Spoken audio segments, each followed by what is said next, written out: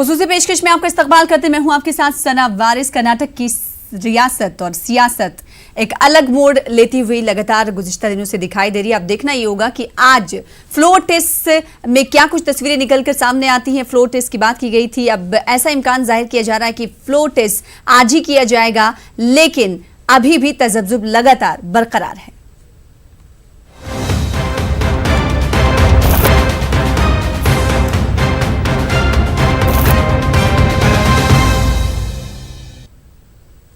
तो कर्नाटक में सियासी उठापटक जारी है। आज कर्नाटक असेंबली में फ्लोर टेस्ट होने की उम्मीद लगाई जा रही है। इक़्तिदार बचाने के लिए कुमारस्वामी को आज एतमाद का वोट हासिल करना होगा। कांग्रेस जेडीएस के 15 अरकान असेंबली में ने आने से इनकार पहले ही कर दिया है। ऐसे में कुमारस्वामी को अक्सरियत साबित करने में दिक्कत पेश आएगी और कांग्रेस जेडीएस की हुकूमत गिर सकती है। नंबर गेम के मुताबिक कांग्रेस जेडीएस के 15 अरकान की बगावत के बाद स्पीकर को छोड़कर महज 101 ही अरकान बचते हैं, जबकि बीजेपी अपनी इत्तेहादी पार्टियों के साथ 107 सीटों पर काबिज है और अक्सरियत साबित करने के लिए 105 सीटें दरकार हैं।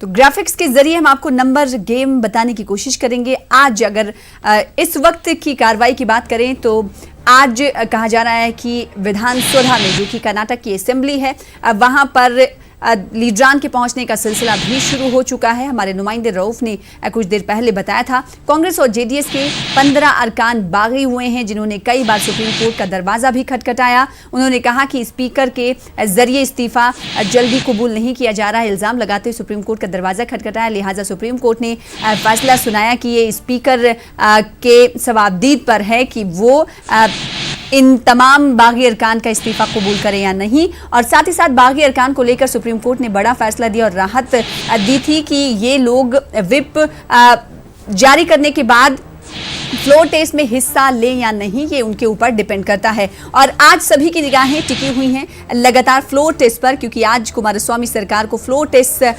करना है असेंबली में। और इसी हवाले से मजीद बातचीत करेंगे। हमारे साथ हमारे नुमाइंदे रऊफ जुड़ रहे हैं। रऊफ, कुछ देर पहले आपसे बात हुई थी, आपने कहा था कि लीडरान के पहुंचने का सिलसिला भी शुरू हो चुका है। इस वक्त की अगर बात करें अपडेट के हवाले से, तो क्या कुछ तस्वीरें निकलकर सामने आ रही? क्या बहस के पहले, फ्लोर टेस्ट के पहले बहस के बाद कुमारस्वामी सरकार कर रही थी, क्या लगता है क्या कुछ तस्वीरें दिखाई दे रही हैं?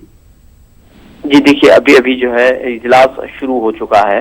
असेंबली का इस वक्त इजलास जारी है और इस मौके पर स्पीकर रमेश कुमार ने ये एक बात वाज़ह यहाँ पर की है कि आज ही जो है एतमाद का वोट हासिल करें। एतमाद की तहरीक एतमाद की कार्रवाई आज ही मुकम्मल की जाएगी। ये बात वाज़ह तौर पर स्पीकर रमेश कुमार ने कांग्रेस, जेडीएस, बीजेपी सभी पार्टियों को यहाँ पर कही है। लेकिन बीजेपी इस दौरान ये मांग कर रही है कि तहरीक एतमाद के लिए वक्त मुतय्यन किया जाए, कोई वक्त जो है तय किया जाए कि उस टाइम पर जो है ये एतमाद का वोट वजीर आला हासिल करें। लेकिन अब जो है फिल वक्त बहस जारी है। विप के ताल्लुक से खास तौर पर बहस हो रही है। विप जो है क्या सियासी पार्टियों का इख्तियार है या नहीं है, इस पर जो है एक तफसीली गुफ्तगू इस वक्त रियासत की असेंबली में जारी है। और ये कांग्रेस और जेडीएस फिर यहाँ पर हम देख रहे हैं कि इसे जो है बहस के मूड में नजर आ रही हैं, जबकि बीजेपी कह रही है कि आप जो है बहस हो चुकी है, बहुत हो चुकी है। गुज़िश्ता 3 दिनों से 4 दिनों से बहस का ही सिलसिला जारी है। अब जो है वक्त आ गया है कि आप एतमाद का वोट हासिल करें। तो इस लिहाज से स्पीकर ने भी जो है एक तरह से बीजेपी को एक इत्मीनान दिलाया है कि आज ही तहरीक एतमाद की कार्रवाई होगी। यानी ये समझ लेना चाहिए कि आज का दिन जो है बड़ा है और बड़ा इम्तिहान आज कुमारस्वामी सरकार के पास, क्योंकि इससे पहले भी हमने देखा था कि फ्लोर टेस्ट के लिए सभी लीडरान इकट्ठा हुए थे असेंबली में, लेकिन फ्लोर टेस्ट नहीं हो पाया था। हंगामे की नजर हो गई थी पूरी कार्रवाई। आज ये देखना होगा कि फ्लोर टेस्ट वाकई में आज होता है या नहीं, या कांग्रेस और जेडीएस की सरकार बचती है या फिर बनती है। लेकिन पूरे प्रकरण पर अगर नजर डालें रऊफ, तो हमने देखा है कि जेडीएस और कांग्रेस की तरफ से कई दांव खेले गए। फ्लोर टेस्ट से पहले डीके शिव कुमार ने ये दांव खेला है और कहा है कि सीएम जो है कांग्रेस से होगा, सिद्धारमैया उसके सीएम होंगे। यानी ये समझा जाए कि सिर्फ सिद्धारमैया के नाम पर ही सियासत हो रही है, कुर्सी उन्हें चाहिए वजीर आला का। जी देखिए, पिछले 2 दिन जो है छुट्टियों के दिन थे और इस दौरान काफी मीटिंगें मुलाकातें हुई हैं और ये इशारा भी दिया कांग्रेस पार्टी ने कि कांग्रेस और जेडीएस ने ये इशारा भी दिया कि सीएम जो है तब्दील करने के लिए वो तैयार हैं। कांग्रेस के कोई भी जो है बड़े लीडर को सीएम की कुर्सी दी जाएगी, इस तरह से जो है जो बागी एमएलए को मनाने की एक कोशिश थी। लेकिन ये कोशिश पर भी जो है बागी एमएलए जो मुंबई में हैं वो इस पर रजामंद नहीं है और वो बहरहाल अपने मौकूफ पर कायम है। और ये पूरा हंगामा इस वक्त यही है कि कुर्सी जो है वजीर आला कुर्सी छोड़ दें अपनी, यही बात पर जो है पूरी सियासत टिकी हुई है। और दूसरी रऊफ, हमने पहले देखा था कि 4 एमएलए जो बागी एमएलए की तादाद है उसमें से 4 एमएलए ने ये कहा था कि अगर सिद्धारमैया सीएम बनते हैं तो वो इस्तीफा वापस ले लेंगे। जी देखिए, ये बयानात जो हैं इससे पहले भी इनके बयानात आए हैं, लेकिन इन तमाम बयानात के सिलसिले में यही हम कह सकते हैं कि ये जो भी इन्होंने बात कही है वो एक वक्तिया तौर पर ही कही है, लेकिन इसमें कोई यानी कि मुस्तकिल तौर पर उन्होंने ऐसी कोई बात नहीं की, ऐसा कोई भरोसा नहीं दिया। और ये बयान जो है हमने देखा है कि कई बार उन्होंने अपने बयानात को बदला है, कई बार जो है अपने जो भी उन्होंने कहा है उस पर जो है कभी वो इस तरफ कहें, कभी वो बीजेपी की हिमायत में रहे हैं, कभी इशारा दिए हैं कि हम कांग्रेस और जेडीएस के साथ हैं। लेकिन इस वक्त का जो हाल है वो यही है कि बागी एमएलए कांग्रेस और जेडीएस के खीमे में नहीं है, वो वाज़ह तौर पर जो है बीजेपी के साथ दिखाई दे रहे हैं, क्योंकि वो इस वक्त एब्सेंट हैं।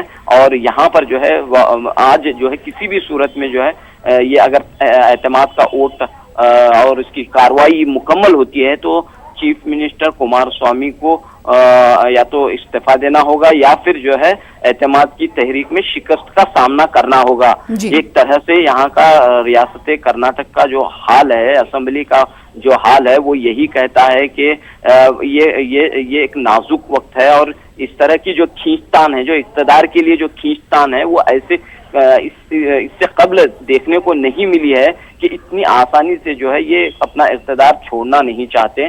और दूसरी जानिब जो है बीजेपी भी अपनी पूरी पुरजोर कोशिश और पूरी मंसूबाबंदी के साथ इस हुकूमत को इक़्तिदार से बेदखल करने के लिए तैयार दिखाई दे रही है।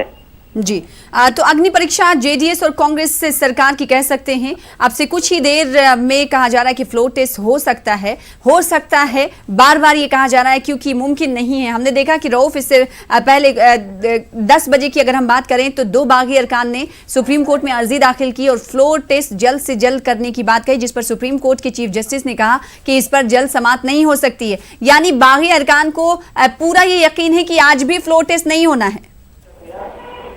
जी बिल्कुल, बागी अरकान इस के इंतजार में हैं कि जल्द से जल्द ये जो कार्रवाई है इससे मुकम्मल हो जाए और उन्हें राहत मिले।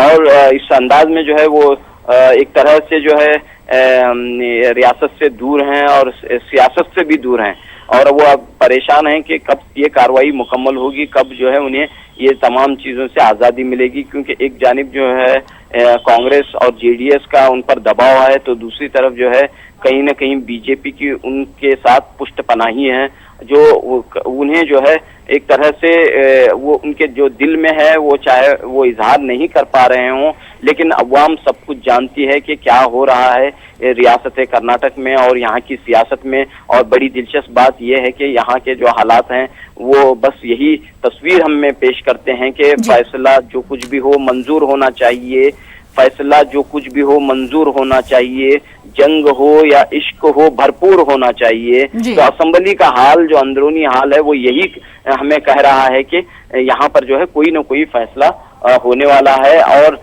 आज देखना है कि फैसला किस तरह जो है सियासी पार्टियों के लिए मंजूर होगा। जी रऊफ, जाहिर सी बात है आपने शेर के जरिए पूरी तर्जुमानी कर दी। अगर बात आवाम की की जाए कर्नाटक के, तो वो इस हाई वोल्टेज ड्रामे से जाहिर सी बात है कहीं ना कहीं परेशान होंगे। ऐसे में अगर जेडीएस और कांग्रेस के पास नंबर्स नहीं, क्योंकि नंबर का गेम ही होता है किसी सरकार को बनाने और बिगाड़ने में, ऐसे में जब नंबर नहीं है तो उन्हें फ्लोर टेस्ट दिया जाना चाहिए और ये जो हाई वोल्टेज ड्रामा जारी है उसे खत्म करना चाहिए, उस पर रोक लगानी चाहिए। जी बिल्कुल भी, नंबर जो आंकड़े जो हैं बिल्कुल भी जो है कांग्रेस और जेडीएस के हक में नहीं है। और यहाँ पर कांग्रेस और जेडीएस की ये कोशिश है कि वो आखिरी मरहले में उन्हें कोई चमत्कार हो, उन्हें कोई ऐसा जादू उनके हाथ लगे कि इससे जो है वो बच निकले, ये इस मुसीबत की घड़ी में जो वो घिरे हुए हैं उससे बाहर आए। ये तमाम हथकंडे, तमाम हरबे पूरे इस्तेमाल कर चुके हैं कांग्रेस और जेडीएस ने, और कोर्ट का भी दरवाजा खटखटाया और साथ में जो है बागी एमएलए को मनवाने की पुरजोर कोशिश की, लेकिन इसके बावजूद जो है कोई भी हल यहाँ पर निकला नहीं। और ये हालात जो हैं इंतहाई हमें देख रहे हैं कि रियासत कर्नाटक के लिए एक तशवीश का ही सबब हम कह सकते हैं कि एक जानिब जो है कानूनी पेचीदगियां हैं, तो दूसरी जानिब जो है सियासत की और इख्तिदार की भूख और खींचतान यहाँ पर वाज़ेह तौर पर दिखाई दे रही है। रऊफ, विप को लेकर हमने देखा था कि कांग्रेस और जेडीएस सरकार सुप्रीम कोर्ट पहुंची और उन्होंने कहा कि विप की खिलाफ वर्जी की गई है। जब एक विप जारी किया जाता है तो तमाम लीडरान को प्रेजेंट होना होता है असेंबली में। ऐसे में सुप्रीम कोर्ट ने भी कहा था कि जो अरकान हैं, बागी अरकान हैं, वो फ्लोर टेस्ट में हिस्सा ले या ना ले उनके सवाबदीद पर डिपेंड करता है। ऐसे में सुप्रीम कोर्ट ने तो पहले ही कर दिया, फिर उसके बाद दूसरा इशू कर्नाटक की मखलूस सरकार लेकर आती है कि विप की खिलाफ वर्जी की गई है और विप को लेकर सुप्रीम कोर्ट का कोई फैसला अभी तक आया नहीं। क्या लगता है कि आज जब इस ताल्लुक से बहस होगी इस पूरे मामले को लेकर कर्नाटक में, तो क्या सबसे पहले विप को लेकर बहस होगी या फिर फ्लोर टेस्ट की बात बन पाएगी?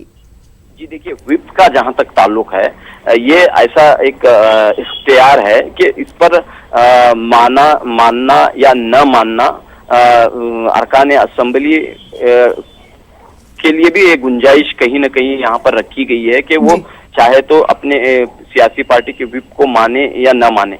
तो दूसरी जानिब ये विप के सिलसिले में जो अभी तक जो बहस हो रही है उससे यही हासिल हो रहा है कि स्पीकर रमेश कुमार ने भी ये बात कहा कि ये जो है विप का जो मसला है वो उन अरकान चाहे तो उसे इस्तेमाल उसकी जो है सियासी पार्टियां उसे उसकी खिलाफ वर्जी को कोई सजा नहीं दे सकती। अगर कोई एमएलए उसकी खिलाफ वर्जी करता है तो उसे ऐसी कोई सजा नहीं दी जा सकती। हालांकि विप का जो इख्तियार है वो एक अलामती है कि वो तमाम एक इत्तेहाद रहे और तमाम जो है उस वक्त हाजिर रहे, एक हिदायत है। और अगर इसकी खिलाफ वर्जी भी होती है तो ऐसी कोई इसे सजा का कोई बात यहाँ पर नहीं कही गई है कि इसे जो है फौरन जो है एमएलए को डिस्क्वालीफाई किया जाए या बड़ी से बड़ी सजा दी जाए, ऐसी बात यहाँ पर नहीं कही गई है। तो ये बात जो है इस पर बहस जारी है कि लेकिन इसमें जो है अदालत अगर कोई फैसला सुनाती है तो वो एक तारीखी फैसला हो सकता है, दीगर असेंबलियों के लिए भी वो एक फैसला मिसाल बन सकता है, क्योंकि विप जो है एक ऐसा इख्तियार है जो असेंबली इजलास या जो जरूरत पड़ने पर सियासी पार्टियां इस्तेमाल करती हैं और उसकी खिलाफ वर्जी भी जो है पहले भी हुई है, लेकिन ऐसी कोई सजा इस ताल्लुक से सामने नहीं आई है कि इससे जो है एक ठोस तरीके से सजा दी जाए या फिर नाअहल करार दिया जाए किसी एमएलए को विप की खिलाफ वर्जी पर। तो ये तमाम पहलुओं पर जो है गुफ्तगू हो रही है और देखना ये कि स्पीकर रमेश कुमार ने तो ये बात वाज़ेह की है कि अब जो है इस गुफ्तगू का सिलसिला बहुत हो चुका है, आज ही जो है तहरीक एतमाद की कार्रवाई मुकम्मल कर ली जाए। और उन्होंने ये बात भी कहा कि इस ऐवान की जो का विखार है वो बरकरार रखें, असेंबली का जो विखार है वो बरकरार रखें, उससे जो है आगे न बढ़ें, ताकि इसका एक आज उन्होंने ये बात भी कही। स्पीकर रमेश कुमार चूंकि एक सीनियर सियासतदान हैं और कानूनदान हैं और अदीब भी हैं, कन्नड़ा जबान के एक बड़े अदीब भी हैं, एक फनकार भी हैं, तो वो उन्होंने जो है जिस अंदाज में बात आज पेश की है या इससे पहले भी उन्होंने पेश की है कि उन्होंने हिदायत दी कि हम जो है इक़्तिदार कायम नहीं रहता, इक़्तिदार आता है और चले जाता है। लेकिन रऊफ, आपके पास हमारे साथ बने रहे। इस बीच हमारे साथ खास मेहमान जुड़ रहे हैं बेंगलोर से, सैयद आबिद असलम साहब जो कि लीडर हैं कांग्रेस अकलियती डिपार्टमेंट के, आपका इस्तकबाल करते हैं। सैयद साहब, सबसे पहले आपसे सवाल ये करना चाहेंगे, बार बार फ्लोर टेस्ट की बात होती है, लेकिन जेडीएस और कांग्रेस मखलूत सरकार ऐसी है कि फ्लोर टेस्ट कराते कराते बहस में उलझ जाती है। क्या आज ये समझा जाए कि फ्लोर टेस्ट मुमकिन है, या फिर आप जबरदस्ती ये चाह रहे हैं कि कहीं ना कहीं कोई चमत्कार हो जाए और हमारी सरकार बच जाए? ಏನಾಗಿಲ್ಲ. ಇವತ್ತೇ ನಡೀತಾ ಇರೋದೇ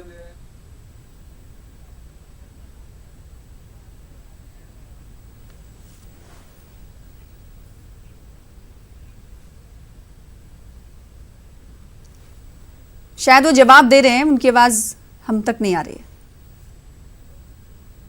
असलम साहब, आपको आवाज मिल पा रही है मेरी? शायद उन तक मेरी आवाज़ नहीं पहुंच पा रही। रऊफ से बात कर लेते हैं। रऊफ, हमने देखा कि कई हरबे अपनाए जा रहे हैं, चाहे जेडीएस हो या फिर कांग्रेस हो। शुरुआत में ये कहा गया कि वज़ीरा का इस्तीफ़ा लिया गया, इस्तीफ़ा सभी ने दे दिया कि ऐसे बागी अरकान असेंबली फिर से आ जाए उनकी पार्टी में। और उसके बाद डीके शिव कुमार का बयान इसलिए चर्चा में है, बहस में है कि उन्होंने कह दिया है कि कांग्रेस के सिद्धारमैया सीएम के पद पर होंगे। और क्या लगता है कि इसके बाद ये अरकान असेंबली कहीं ना कहीं कुछ मानते हुए पार्टी की तरफ वापस लौटेंगे? यानी सिर्फ बात इतनी थी कर्नाटक की सियासत में कि सिद्धारमैया के नाम से शुरू और सिद्धारमैया के नाम पर खत्म। ये बयान जो है काफी ताखीर से आया है। हाँ। अब ऐसे वक्त आया है कि जब नाव डूब रही है। हाँ। उस वक्त जो है ये बयान इन्होंने देकर एक कोशिश की कि चलो भाई आखिरी मरहले में ये कुछ ऐसा कुछ कर लें, लेकिन ये तमाम चीजें जो है, अब ये तमाम तदबीरें, ये तमाम हरबे, ये तमाम हिकमत अमलियां जो हैं अब काम नहीं आती हुई दिखाई दे रही हैं कांग्रेस और जेडीएस के लिए। हाँ, इनके पास जब वक्त था तो इन्होंने ये तदबीरें, ये हिकमत अमली, ऐसे कई मौके इन्होंने खो दिए कांग्रेस और जेडीएस ने, जो अपने इख्तलाफात की वजह से कई बार जो है काबिना नाराजगी दिखाई दी, खुले तौर पर नाराजगी। उस नाराजगी को इन्होंने दूर करने की कोशिश नहीं की जब ये इख्तिदार में मजबूत तरीके से काबिज थे। लेकिन अब जबकि तमाम तर इनसे इख्तिदार की रस्सी छूट चुकी है, कोई भी जो है रास्ता दिखाई नहीं दे रहा है, तो इस तरह के बयानात से हालात जो है संभलने वाले नहीं हैं, दुरुस्त होने वाले नहीं हैं, इनके हक में आने वाले नहीं हैं।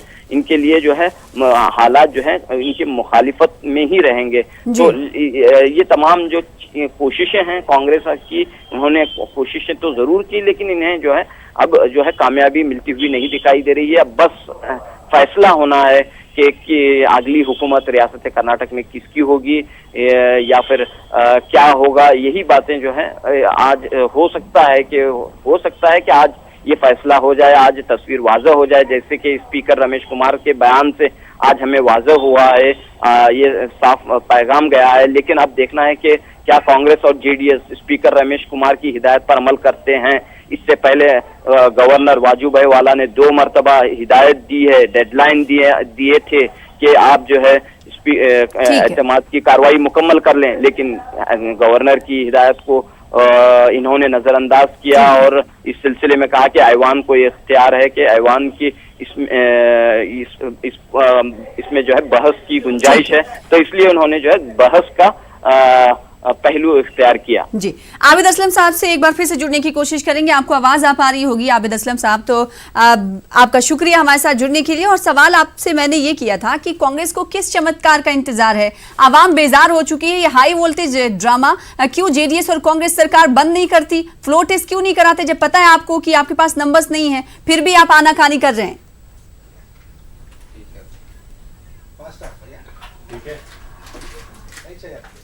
आबिद असलम साहब,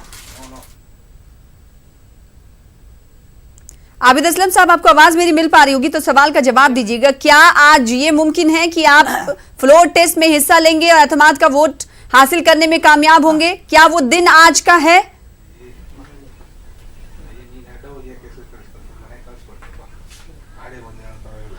हाँ, देखिए मैडम, किस चमत्कार का इंतजार है कांग्रेस और जेडीएस को? बहस हो रही है, बात कीजिए आप।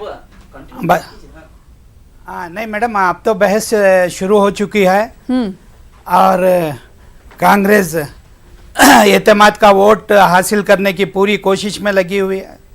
और और कांग्रेस को इसमें कामयाबी भी मिलेगी।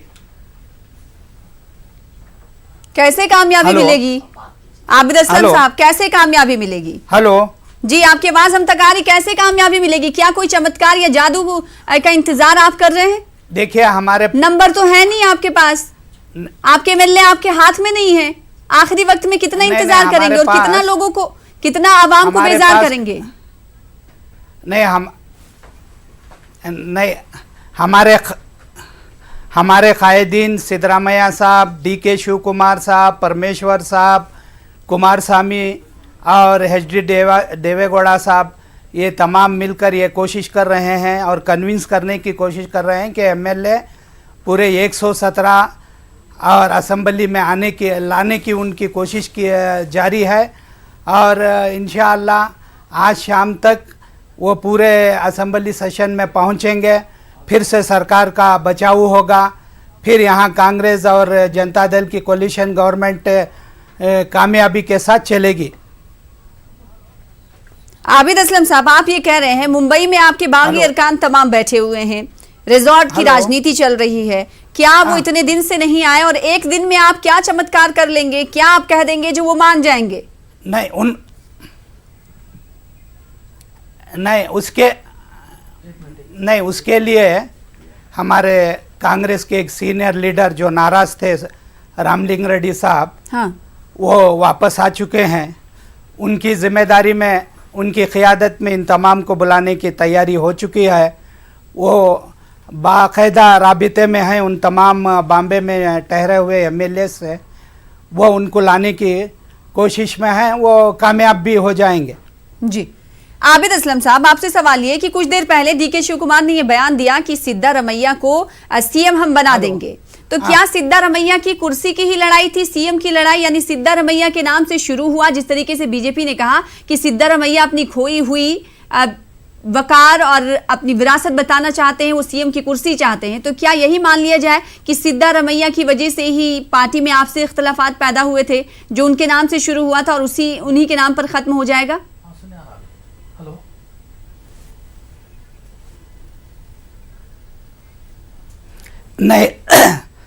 नहीं ऐसा नहीं है।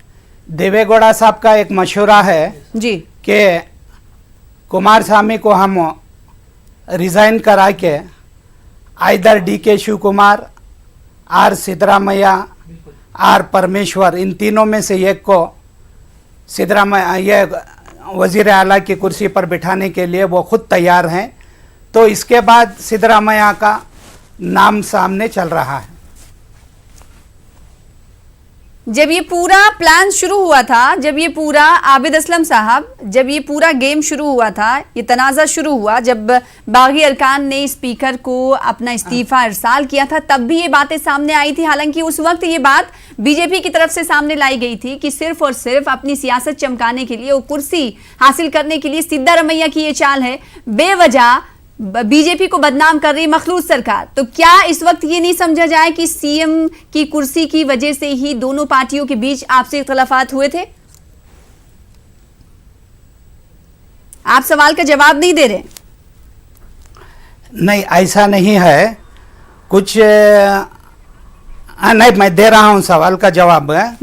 कुछ MLAs नाराज हो गए थे, इसका फायदा बीजेपी उठाने के लिए पूरी कोशिश में लगी हुई थी और वो चाहती थी कि कांग्रेस के जो MLA 11 और 12 बॉम्बे में ठहरे हुए हैं उनको अपनी तरफ माइल करके उनको कुछ आस और इख्तेदार का लालच बताकर वो गवर्नमेंट बनाने की कोशिश में बीजेपी वाले लगे हुए थे। इस दरमियान क्या ये बात सही नहीं, क्या ये बात सही नहीं, बीजेपी पर आप इल्जाम लगा रहे, क्या ये बात नहीं सही कि फर्स्ट पार्टी के नाते आप सामने आना चाहते थे, आपका CM कांग्रेस का CM होना चाहिए, इसकी वजह से ये पूरी लड़ाई शुरू हुई? बीजेपी तो सेकंड पार्टी है, आपकी पार्टी के अंदर ही तमाम चीजें सही नहीं ऐसा नहीं है ना, आप ही कुमारस्वामी को कबूल नहीं कर रहे हैं। कुमारस्वामी कई बार सामने आए, वो रोते हुए भी दिखाई दिए, उन्होंने कहा कि मैं मजबूर हूं, सरकार नहीं चला पा रहा हूं, दबाव में हूं।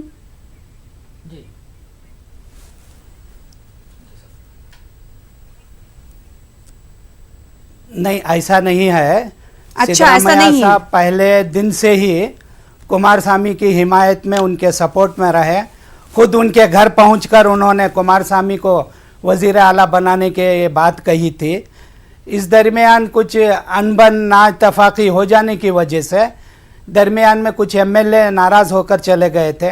अब वो सिद्धरामैया की हिमायत में वो वापस आना चाह रहे हैं। वो बीजेपी में कुछ जाना नहीं चाह रहे हैं, बल्कि कांग्रेस में रहकर अभी भी वहाँ के एमएलए बोल रहे हैं हम कांग्रेसी हैं, हम कांग्रेस के साथ रहेंगे। तो इसका मतलब यही है ना कि सिद्धरामैया सीएम रहे तब वो साथ में रहेंगे, सपोर्ट में आने के लिए तैयार इसका है। मतलब यही है ना कि सिद्धरामैया अगर सीएम रहेंगे तो बागी अरकान साथ में रहेंगे। यही तो मैं कह रही हूँ। जब दिल्ली में कांग्रेस की क़यादत कमजोर हुई तब हमने देखा कि कर्नाटक में सिद्धरामैया का खेमा जो है सरगर्म हुआ और जिन 13 विधायकों ने 13 अरकान असेंबली ने जो इस्तीफा दिया है उनमें ज्यादातर जो विधायक हैं, एमएलए हैं, वो सिद्धरामैया के खेमे में हैं। और 4 एमएलए ने कहा कि अगर सीएम सिद्धरामैया बन जाते तो इस्तीफा वो वापस कर देंगे, वापस ले लेंगे। नहीं, कर्नाटक में सिद्धरामैया साहब नहीं, कर्नाटक के एक महबूब वजीर आला रहे। उनके दौर में 5 साल में बहुत सारे तरक्याती काम हुए, इसलिए लोग एमएलए से चाहते हैं कि उनके तमाम इलाक़ों में ज़्यादा से ज़्यादा तरक्याती काम हो, डेवलपमेंट वर्क्स हो, इलाका इम्प्रूव हो। ऐसा वजीर आला को पसंद करना वो कॉमन सी बात है मैडम। तो क्या कुमारस्वामी की क़यादत में डेवलपमेंट के काम नहीं करने दिए जा रहे थे? जहां जहां पर कांग्रेस के एमएलए थे उन कॉन्स्टिट्यूएंसी में काम नहीं करने दिया जा रहा था? हो रहे उस क्षेत्र में, उस इलाके में, आपके ये कहने का मतलब है? नहीं हो रहे थे। हाँ, नहीं, काम तो लगातार कुमारस्वामी के परेड में भी हो रहे थे, मगर कुछ नाइतफाकी कुमारस्वामी और इन एमएलए के दरमियान हो जाने की वजह से यह मामला इतना बाहर आ गया। तो नाइतफाकी हुई, लेकिन आज तक कांग्रेस और जेडीएस सरकार फ्लोर टेस्ट में कामयाब होती हुई दिखाई नहीं दे रही है। आज का दिन फिर से मुतय्यन किया गया है। अब देखना यह होगा कि एतमाद का वोट हासिल करने में जेडीएस और कांग्रेस सरकार कामयाब होती है या नहीं, सरकार बचती है या गिरती है। आप तमाम लोगों का बेहद शुक्रिया हमारे साथ जुड़ने के लिए और अपना मौक़िफ़ रखने के लिए। फिलहाल इसी के साथ मुझे दीजिए इजाजत। आदाब।